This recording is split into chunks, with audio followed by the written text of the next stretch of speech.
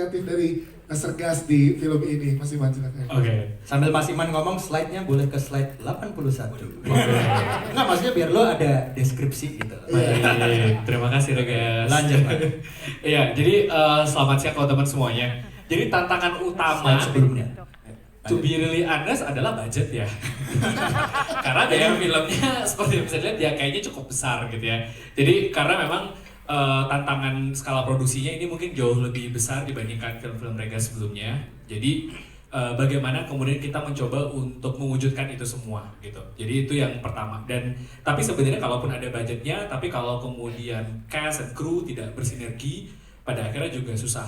Nah, yang menarik dari proses di film ini sebenarnya adalah ada banyak elemen co-creation atau kolaborasi yang kemudian membuat produksi itu mungkin menjadi jauh lebih sinergis, jauh lebih kolektif dan menyenangkan. Jadi seperti tadi kalau lihat di filmnya gitu, dan mungkin di media sosial juga udah lihat gitu, kayak mantra gitu misalnya. Nah, kita melibatkan Mbak Anggun yang kemudian harus come up dengan 20 mantranya itu gitu ya, seperti apa, dan itu semua one take, diambil secara impromptu. Atau misalnya mau di Ayunda, ketika Slide 70 please. ketika kemudian misalnya memikirkan koreografi gitu ya, itu dia sudah barengan sama Mas Iko gitu ya, co-creation, co-collaborate gitu. Jadi apa nih yang kira-kira kalau misalnya mau roh semut gitu ya, kayak apa ya gitu. Kalau mau roh macan seperti apa ya gitu. Jadi itu yang kemudian membuat proses produksi ini menjadi jauh lebih apa ya, Multidisiplin.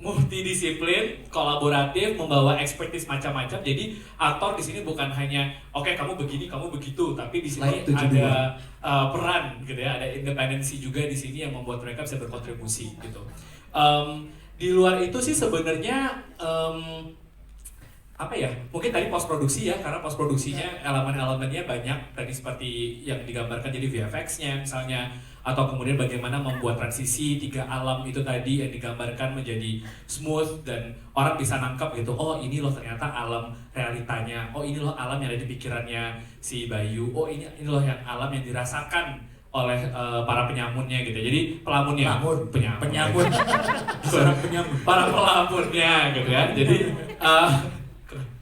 Jadi itu yang kemudian membuat proses produksinya menjadi jauh lebih menantang, bukan hanya drama biasa aja gitu, tapi overall sih proses yang menyenangkan sih buat kita semua gitu. Yes. Silakan boleh penambahan Mas Regas gimana pada saat ngobrol dengan Mas Iman terkait karena produksi, desain produksi? Ngobrolnya sama Sierra juga, sama Amal dan Iman. Ya. Kita mulai dari waktu itu, coba masuk ke slide 87. 86, maaf. Jadi, apa loh? Ini ada contekan ya. Jadi mulai dulu sama Sierra itu kita meriset berbagai macam pesta kerasukan di seluruh Indonesia, dan pada saat itu aku nanya ke Sierra, boleh nggak aku ikut nyobain kerasukan? Karena banyak penonton di situ yang tiba-tiba nonton dan udah nggak makan sehari sebelumnya bisa masuk. Sierra bilang, lo bilang gimana sih? Dia bilang kayak, gas, ntar lo kalau kecanduan, adiksi, ntar di tengah syuting lo minta, gue susah mensuplai lo, gitu. Mensuplai lo pakai pesta sambutan gitu, akhirnya gak boleh. Dan pada saat itu kita ngobrol bertiga gitu ya, pasti kita semua ngobrol, tantangan terbesar sebenarnya ada di extras. Ini adalah extras terbanyak dari film-film yang pernah aku lakukan sebelumnya. Extrasnya mencapai 1.000 orang. Wow. Gitu. Jadi pesta sambutan 1, pesta sambutan 2, pesta sambutan 3 tuh extras. Sierra bingung mikirin nasi boxnya ya Sierra. Gitu ya, kayak, ternyata tantangan banget ya. Terus ya makin lama pasti tentunya ada obrolan ya, maksudnya kayak, gas, ini ekstras lo pilih salah satu nih, lo mau ekstrasnya banyak tapi kamera lo cuma dapat 1, atau kamera lo 1 tapi ekstras lo cuma gue kasih 100 orang, gue mending ekstras gue banyak, kamera gue 1 gitu. Terus Wah, udah iya. kompromi satu-satu dan akhirnya ya nemu titik tengah.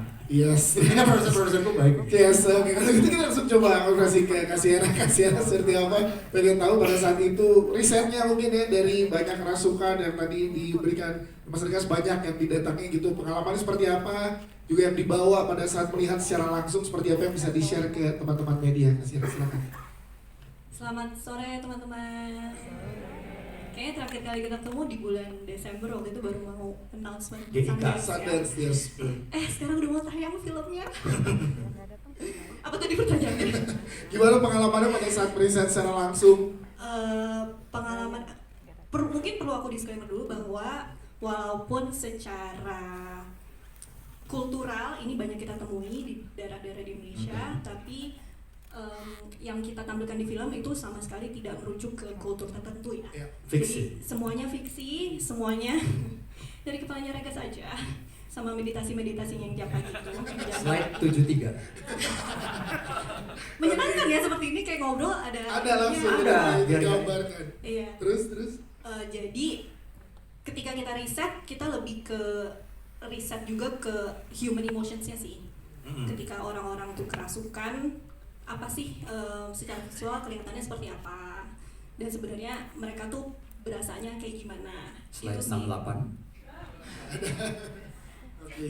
yang kemudian ditranslate ke visual dan kita tampilkan di film yang teman-teman tadi nonton gitu. Sebenarnya in general mungkin kalau aku boleh berbagi sedikit, Iya, silakan. kekuatan film ini sih justru di situnya ya. Jadi bukan bahwa ini pesta kerasukan tanpa roh setan gitu, bukan di situ sih. Tapi lebih ke plot emosional yang ada di film ini dari awal sampai akhir gitu. Gimana seorang karakter yang punya obsesi berlebihan ternyata ya nggak baik juga, walaupun mungkin dia punya mimpi yang baik gitu ya. Kalau ternyata caranya nggak bener, ya ujung-ujungnya bisa menyakiti orang lain gitu. Jadi lebih ke poin-poin itunya sih yang kita mau highlight. Yes. Kita pengen tahu juga nih Sierra deg-degannya seperti apa kan kemarin pada saat ketemu sama teman-teman deg-degan main Sundance. Sekarang Indonesia nih akan tayang di seluruh bioskop Indonesia. Betul. Rasa bedanya seperti apa kita pengen tahu. Jujur deg-degan banget sebenarnya. Tapi ternyata di sana mungkin tadi Rega juga udah sempat sedikit cerita. Ada standing ovation dari teman-teman luar negeri gitu. Dan beberapa review yang sangat-sangat shining, shimmering, splendid.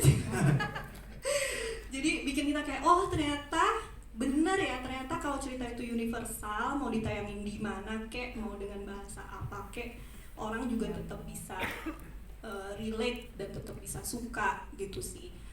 Dan kita senang banget juga, tadi Rega juga udah sempat ngomong, selain di Sundance yang mana di Utah, Park City, ada beberapa kota lain juga yang akan menayangkan kan, dan sudah menayangkan. Ada Miami, Minnesota, di Brazil juga ada, dan satu lagi di Belgia, betul. Dan nantinya akan ada banyak lagi gitu. Cuman seperti anak yang suka bertualang biasanya dikangenin rumah ya. Yes. Nah, ada sound effect-nya juga sekarang ternyata. Nggak cuma ada visual, ada sound effect. Kebiasaan director. Nah, yang kita tunggu-tunggu, jujur banget nih ya teman-teman, sebenarnya ya 23 April 2026, pengen tahu banget gimana perasaannya teman-teman setelah nonton nanti pulang ke Indonesia, dibawa dan teman-teman di Indonesia. Pasti itu sesuatu yang kita nanti-nantikan sih.